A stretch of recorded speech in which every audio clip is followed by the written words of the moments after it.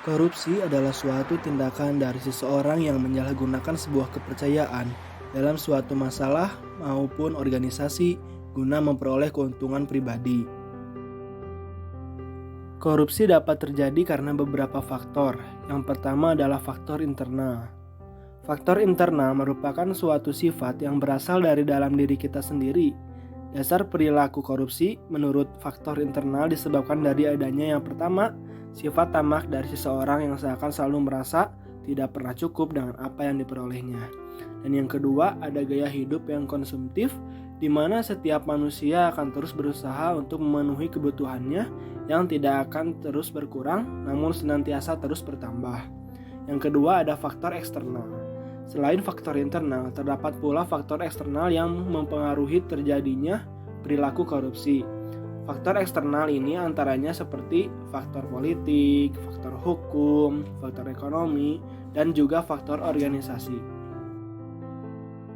Dampak dengan adanya korupsi di negara berkembang adalah menghalangi perekonomian untuk rakyat, sehingga rakyat akan semakin sengsara. Selain itu, berdampak pada harga barang dan jasa di suatu negara. Banyak pengusaha besar yang menyuap para petinggi pemerintahan agar para pengusaha bisa mempermainkan harga dengan seenaknya sendiri. Hal tersebut tentunya akan berdampak pada kebutuhan rakyat kecil yang semakin tidak berdaya.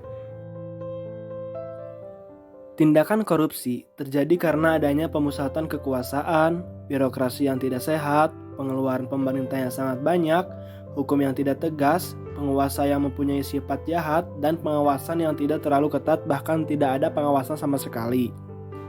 Cara yang paling baik agar korupsi dapat ditekan dan dihilangkan di negara Indonesia ini adalah dengan cara memperbarui sistem birokrasinya, menerapkan sistem hukum yang tegas, dan menekan agar kasus korupsi tidak terjadi lagi. Birokrasi yang lebih transparan sehingga setiap warga negara bisa mengawasi pejabat negara tanpa ada yang ditutupi lagi.